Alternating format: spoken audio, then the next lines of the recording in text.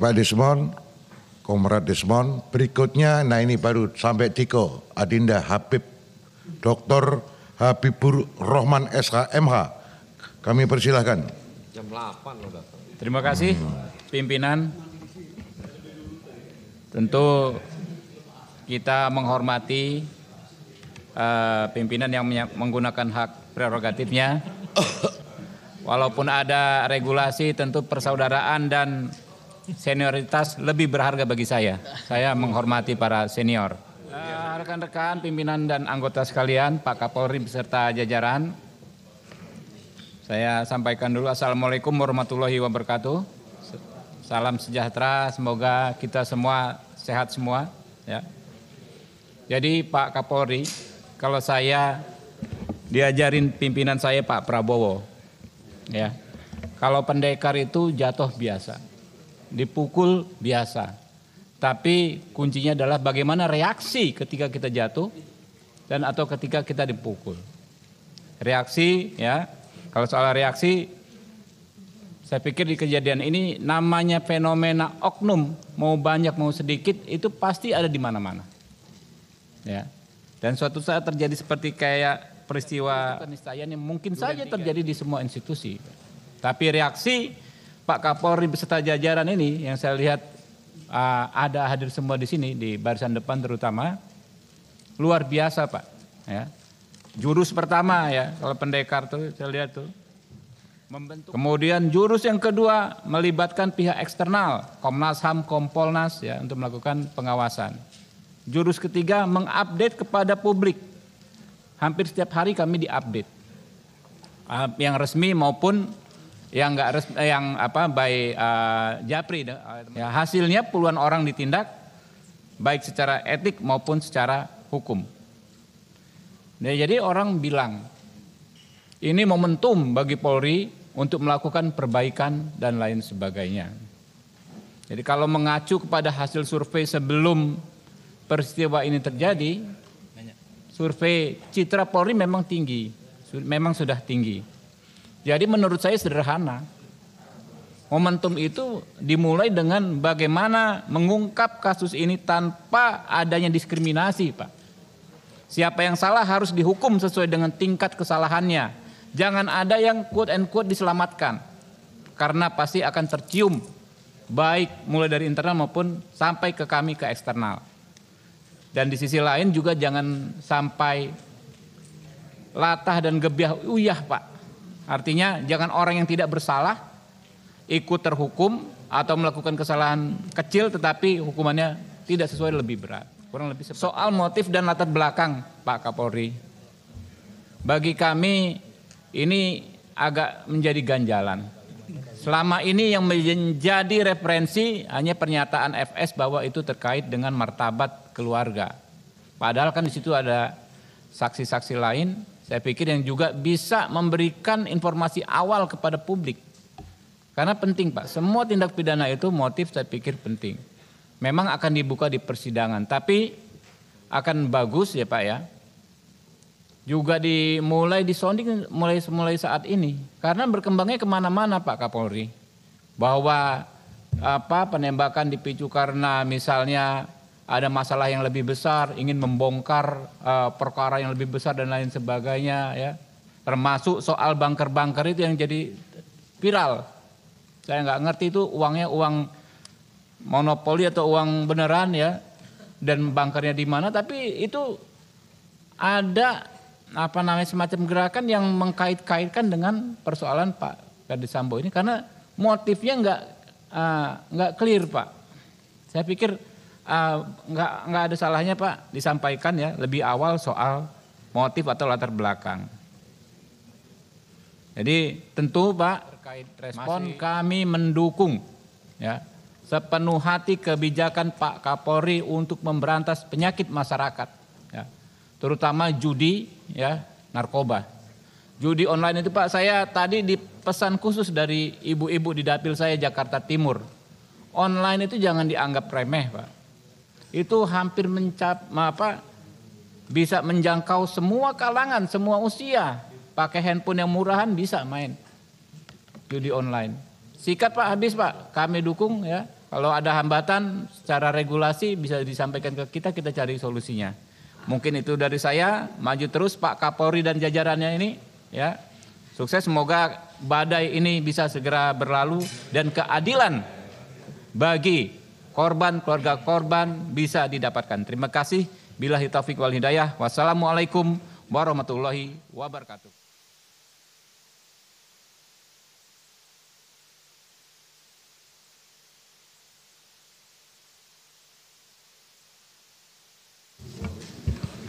Baik, terima kasih pimpinan Pak Kapolri, Polri yang hadir pada hari ini.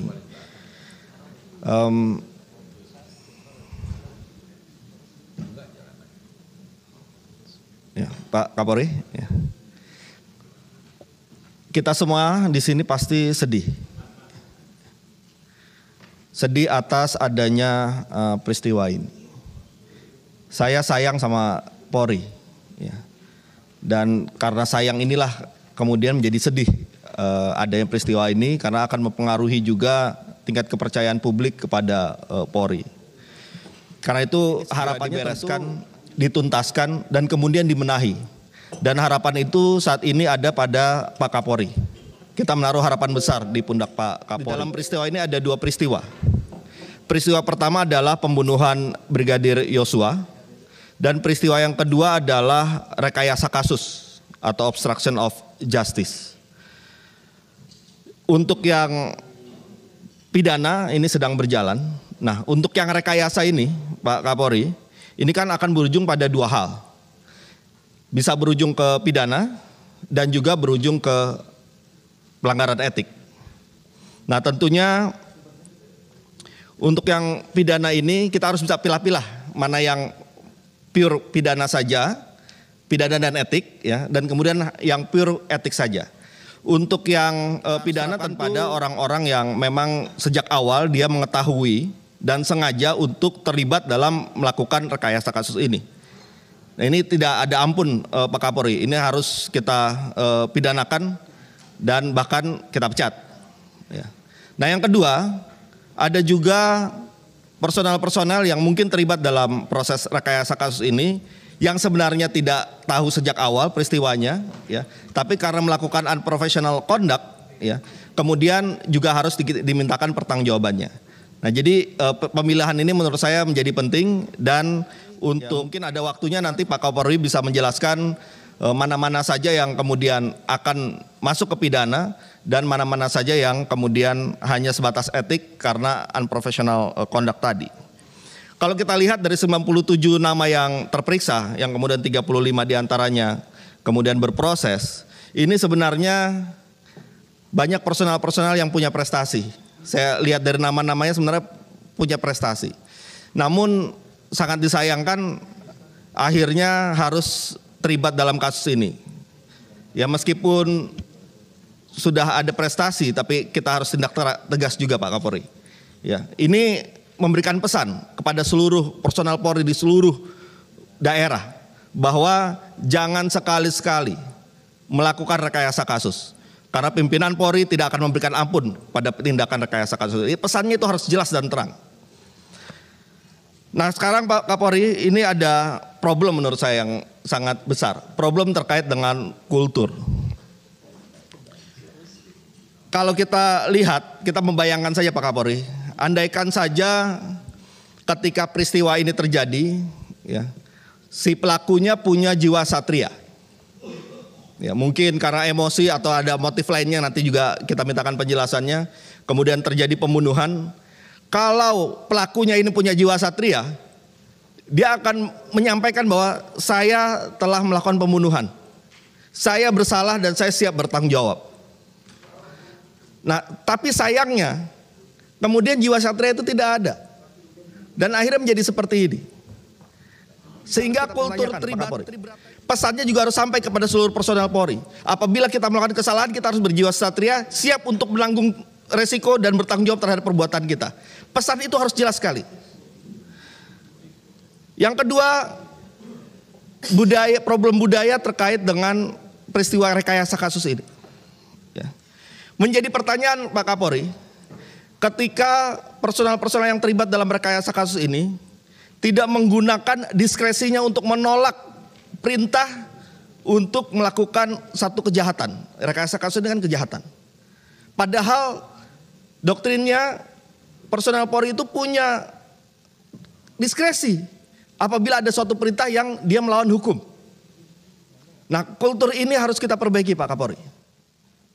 Yang berikutnya juga, kalau kita lihat yang terlibat cukup banyak, ini menjadi pertanyaan apakah memang sudah juga menjadi kultur bahwa saling bantu-membantu dalam kejahatan ini bisa terjadi. Nah, ini juga harus kita perbaiki. Harus kita telaah kenapa ini bisa terjadi. Menutup-nutup kasus, ya, bekerja sama untuk bahu-membahu melakukan rekayasa ini. Nah, ini problemnya kultur. Oleh karena itu Pak Kapolri, kita harus bisa berikan pesan-pesan ini kepada seluruh personel. Yang berikutnya, tantangan. Tentu tantangan yang utama adalah bagaimana penuntasan kasus ini berjalan dengan baik. Ya. Profesionalitas sangat dibutuhkan. Profesionalitas ini menyangkut pada jalannya penanganan kasus ini, tidak boleh ada sedikit pun yang janggal. Tidak ada boleh sedikit pun yang menyisakan pertanyaan-pertanyaan publik. Tidak terjawab. Nah, oleh karena itulah maka pendekatan scientific investigation, kemudian bagaimana kita menyusun konstruksi perkaranya seperti apa, itu penting sekali untuk dilakukan. Yang kedua juga integritas. Integritas dalam penanganan dan transparansi. Ini sangat diharapkan oleh masyarakat. Nah, terkait dengan itu pertanyaannya Pak Kapolri, ada beberapa waktu lalu atau kemarin tepatnya, ada seorang ahli forensik digital, Pak Abimanyu Wahyu Widayat, ya, di dalam keterangannya di Kompas TV, ya, sempat menyampaikan analisisnya mengenai CCTV yang beredar di media. Ya. Saya tidak tahu apakah CCTV yang beredar di media itu yang akan menjadi bukti, saya tidak tahu. Itu tentu kewenangan penyidik. Tapi perlu diperhatikan dan dicermati Pak Kapolri, ya. Dalam analisis dari Abimanyu Wahyu Widayat tersebut mengatakan bahwa CCTV yang beredar di media tersebut itu pun juga tidak orisinil atau mengalami editan. Nah, apabila